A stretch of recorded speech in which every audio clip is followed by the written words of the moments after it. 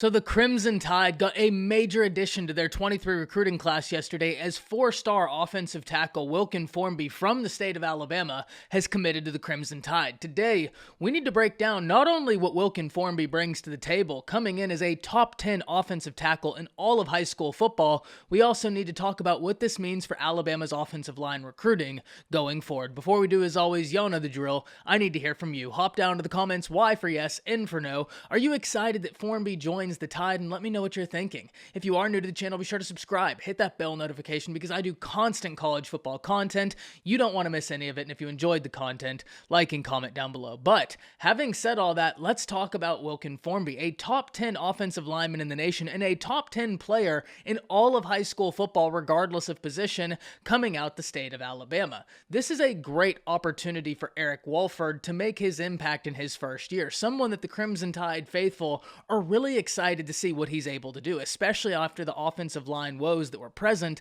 last year. If you go back, Wolford has been a real solid offensive line coach throughout his career, and because of that, I'm very excited to see what happens. But on the recruiting trail, what a better way to make your presence felt than with a top 10 offensive tackle and a top 100 player in the nation, and especially being able to keep a talent such as Wilkin Formby home.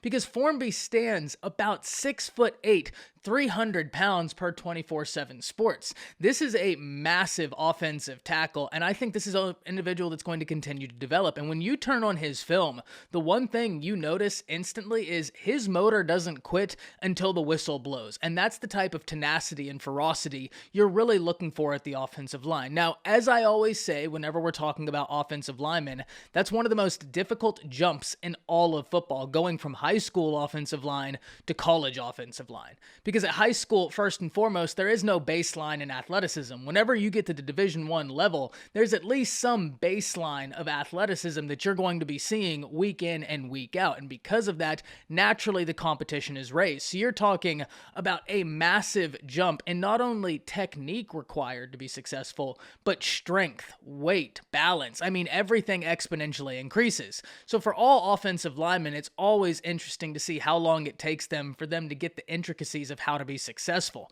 But with a new offensive line coach that's been so successful and a talent such as Wilkin Formby, I'm very interested to see how this pans out. But what does this mean for not only Alabama offensive line recruiting going forward, but for Alabama recruiting going forward? And let's start with the latter.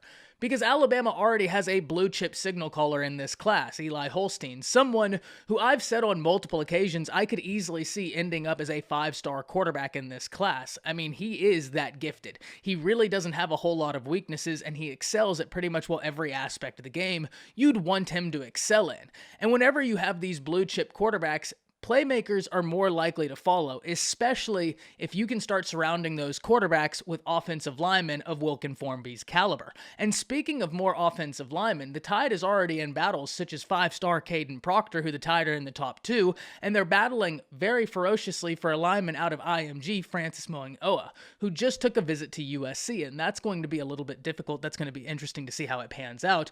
But IMG and Alabama have had a real solid connection, especially at that offensive line position. And it's a battle that I think most Alabama fans are real excited to see how it plays out.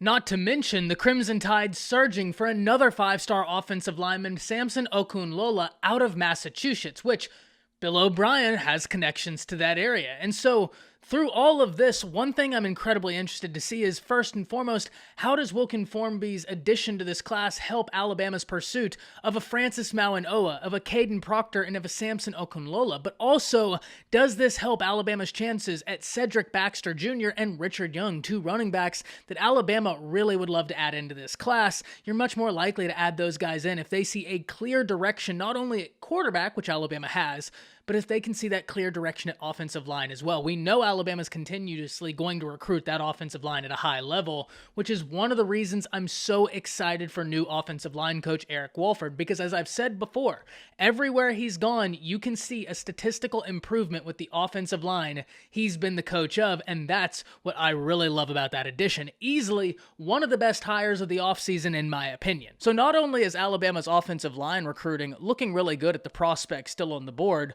but I think it also exponentially increases the Tide's chances of landing some top-tier playmakers, specifically some running backs such as Richard Young and Cedric Baxter. The quarterback is already there, but why wouldn't they want to be a part of a class that contains an elite offensive line, something that the Tide has recruited well in years past, but if you continue recruiting it, you're just going to have depth on depth, and that's the name of the game. Iron sharpens iron. So hop down to the comments, let me know what you're thinking about this. That's it. See ya.